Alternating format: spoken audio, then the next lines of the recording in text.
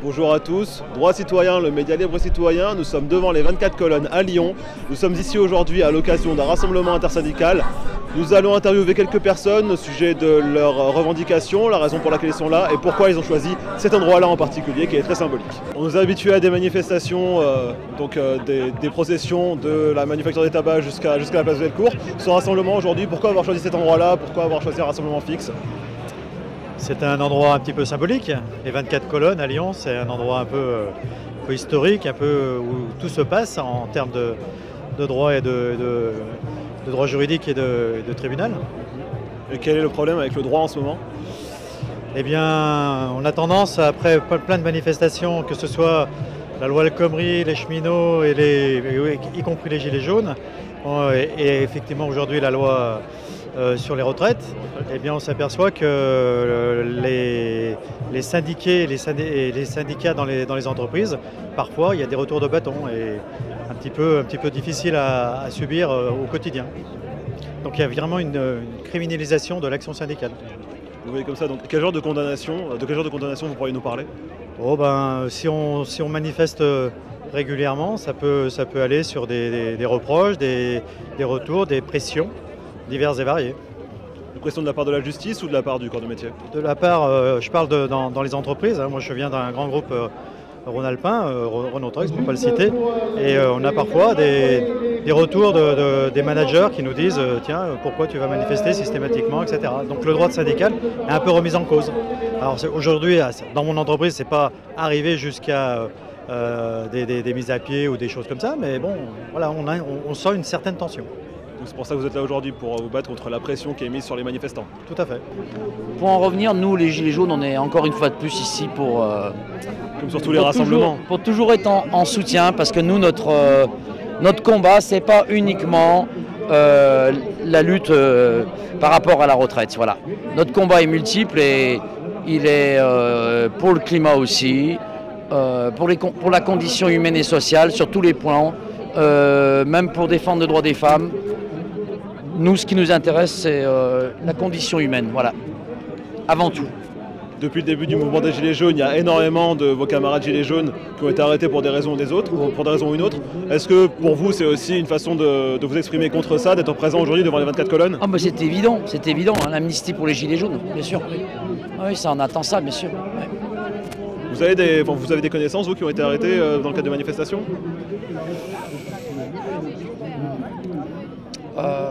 Pas particulièrement, non. Moi, pas particulièrement, non.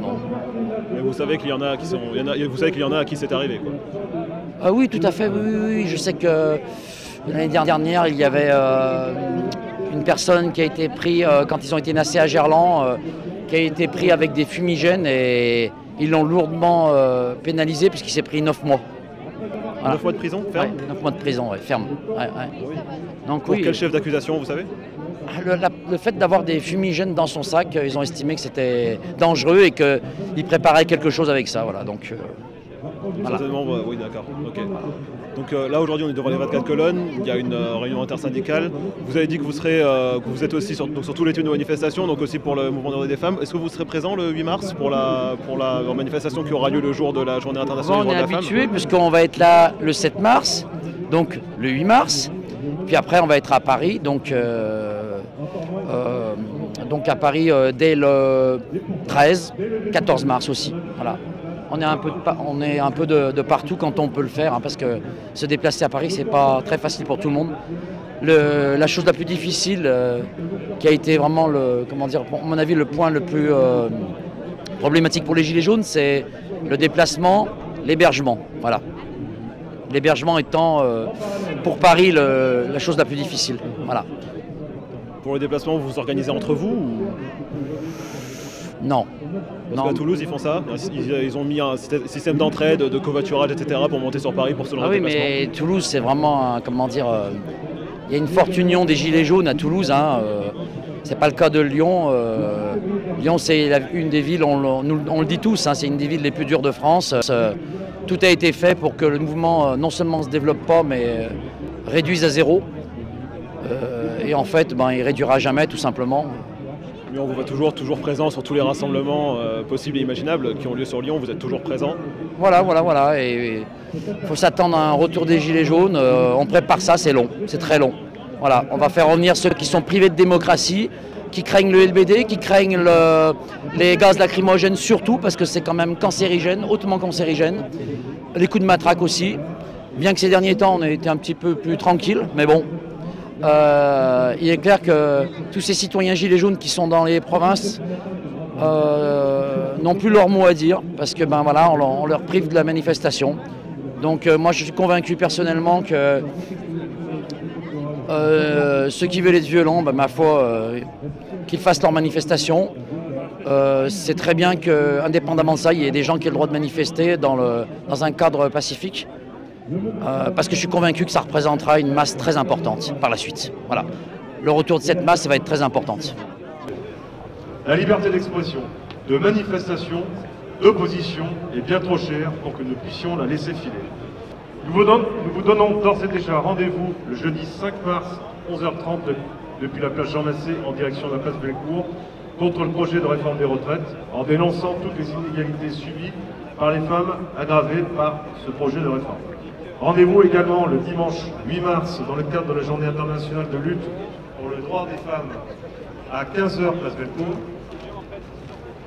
Enfin, nous vous donnons rendez-vous également le mardi 31 mars pour une nouvelle journée d'action avec débrayage, grève et une manifestation à 11h30 à la Manufacture des Tabacs pour faire la démonstration que notre détermination à faire échec à ce projet de loi est toujours aussi forte, et ce, depuis le 5 décembre dernier. Tous ensemble, mes camarades, ne lâchons jamais rien. Vive la lutte, vive la CGT.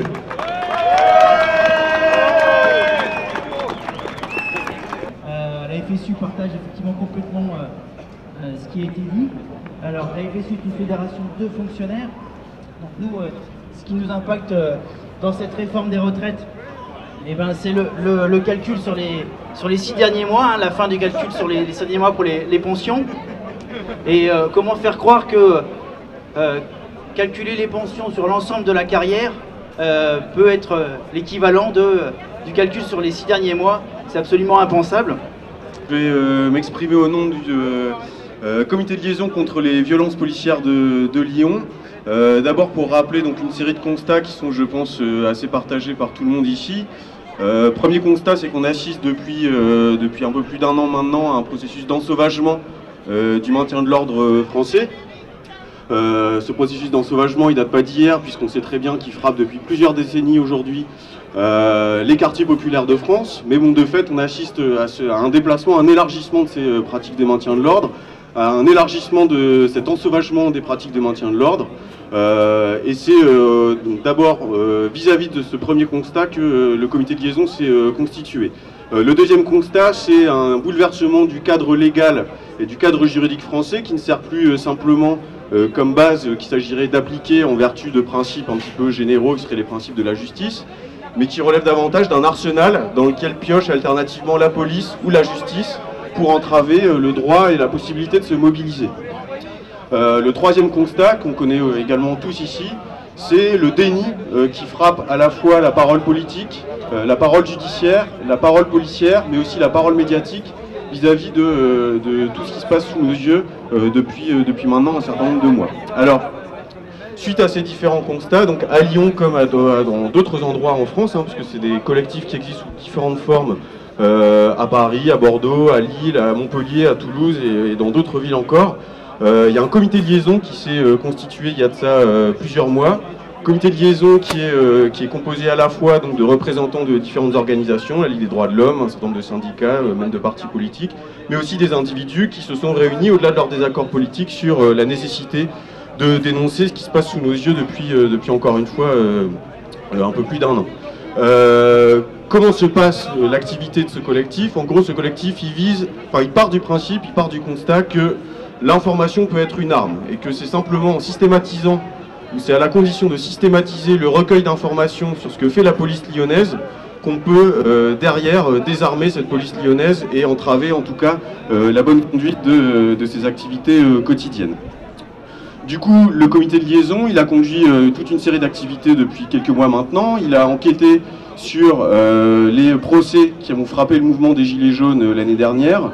Il assure, depuis plusieurs semaines, le suivi hebdomadaire donc, des manifestations qui se déroulent à Lyon, et puis l'enquête également donc, sur le suivi des plaintes, notamment, qui ont été engagées à l'endroit de la police pour violences policières. Tout l'enjeu pour nous, c'est de constituer voilà, une base de données, ou en tout cas de recueillir autant d'informations qu'il est possible pour récolter suffisamment d'infos qui nous permettent voilà, de dresser un constat qui soit solide, qui soit méticuleux, qui soit rigoureux, qui soit incontestable, de façon à pouvoir voilà, démasquer comme il se doit ce qu'on a sous les yeux depuis les derniers mois. Donc, pourquoi cette prise de parole? Simplement donc, pour vous alerter sur la nécessité de nous interpeller à chaque fois que vous avez sous les yeux quelque chose qui semble déroger de façon assez ostensible aux pratiques légitimes de maintien de l'ordre.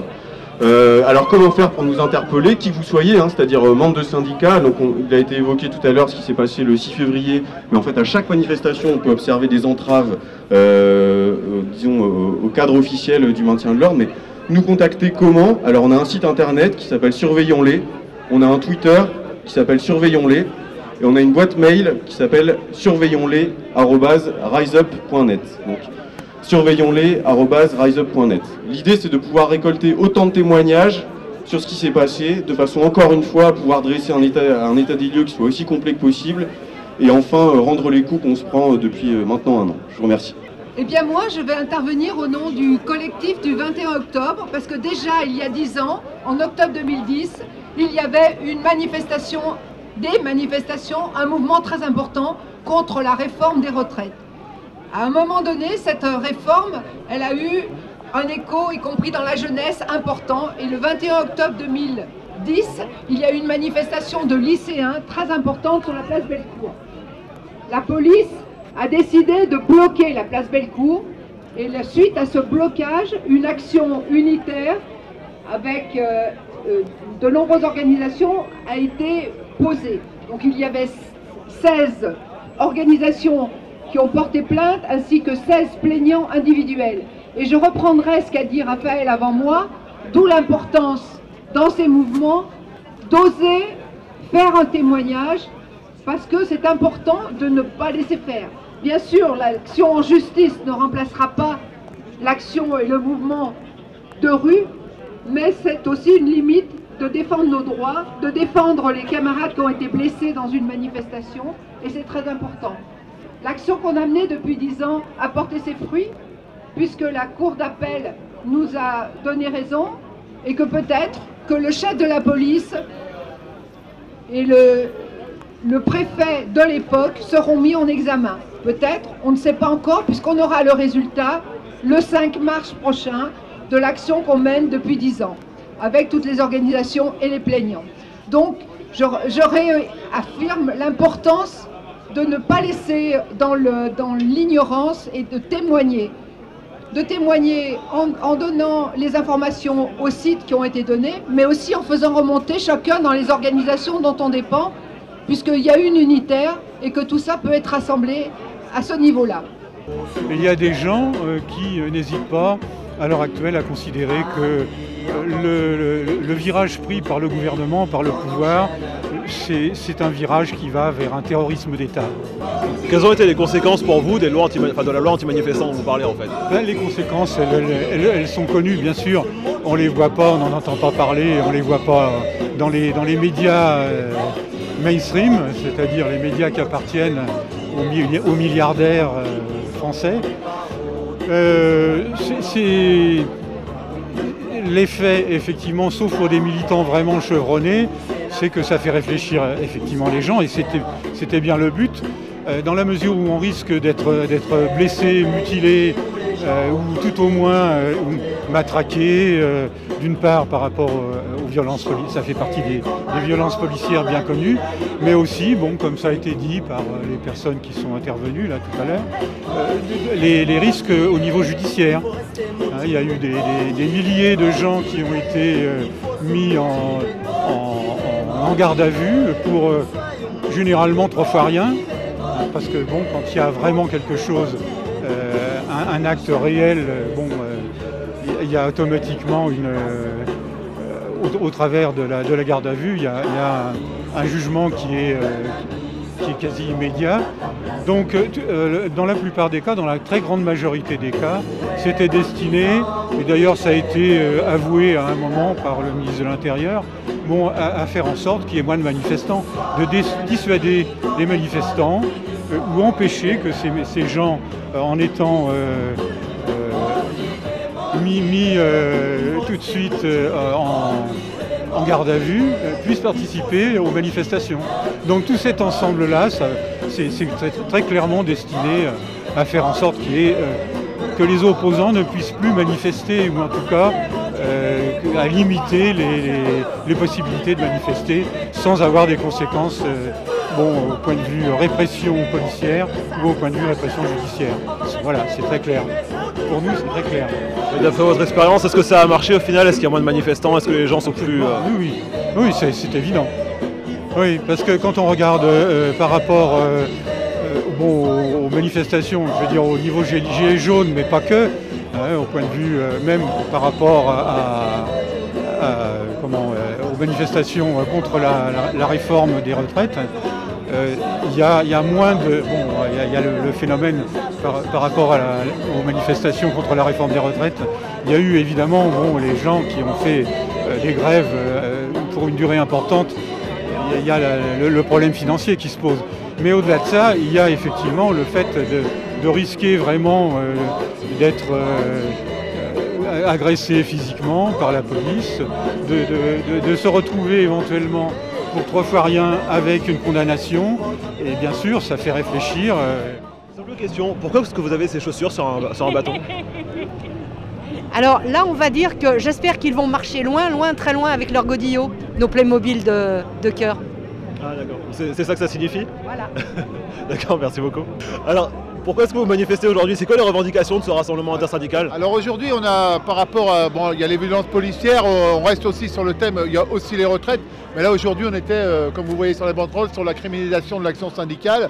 C'est qu'aujourd'hui, on se retrouve avec des... Alors on n'a pas complètement des interdictions de manifester, mais on y tend. On y tend, des rues où on ne peut plus passer, la place Bellecour qui est complètement barricadée, on a de plus en plus de mal à y accéder puisqu'on met des plombs en béton, c'est inabordable et en même temps, je pense que c'est une volonté politique de casser le mouvement à travers cette répression sur la criminalisation des manifestations. Donc il n'y a pas d'interdiction de manifester, mais vous ressentez une certaine dissuasion en fait de manifester, c'est ça? Voilà, tout à fait. C'est qu'en fait, on n'interdit pas, mais on empêche les parcours. Il y a beaucoup de discussions, même on a des discussions en préfecture justement sur malgré que les manifestations soient déclarées. Aujourd'hui, on a des situations où dernièrement la police a chargé la banderole de tête, avec des militants qui se sont fait matraquer. Ça s'appelle bien matraquer. C'est arrivé quand ça? C'est arrivé à la dernière manifestation alors là j'ai pas la date en tête, mais... c'est jeudi dernier je crois. C'est jeudi dernier, non c'est la manifestation d'avant, alors j'ai pas la date. Mais où il y a eu une charge complètement disproportionnée par rapport à ce qui se passait, où la banderole de tête a été chargée par notamment la BAC et vous avez dit que c'était les gendarmes mobiles, mais nous on a vu la police nationale. Mais ça c'est pas important, qui ce soit la banderole de tête n'a pas à être chargée sur une manifestation intersyndicale. L'ensemble des syndicats représentatifs ont été déjà plutôt émus par rapport à ce qui s'est passé. Des demandes en préfecture ont été faites. On n'a pas eu de retour direct. Moi j'ai discuté directement avec le commissaire de police qui est en charge de la sécurité sur les manifestations, qui m'a fait part du fait qu'il était plutôt désolé de ce qui s'était passé. Mais aujourd'hui, on n'a pas de retour et nous, pour notre part, on a l'impression que c'est quand même une volonté politique de saper le mouvement. Parce qu'à un moment, peut-être, semer le trouble, la peur, comme on voit que quand même le mouvement s'amplifie, que 70% des Français sont défavorables à cette réforme. Je pense que l'opinion aujourd'hui est pour nous et que peut-être politiquement on joue là-dessus. Vous dites 70% des Français sont contre la réforme. Ces chiffres, vous les sortez d'où? Ah bah écoutez, ils sont dans tous les sondages. Alors moi je ne suis pas un adepte des sondages, mais aujourd'hui les sondages c'est entre 65 et 70% des Français qui sont défavorables à cette réforme.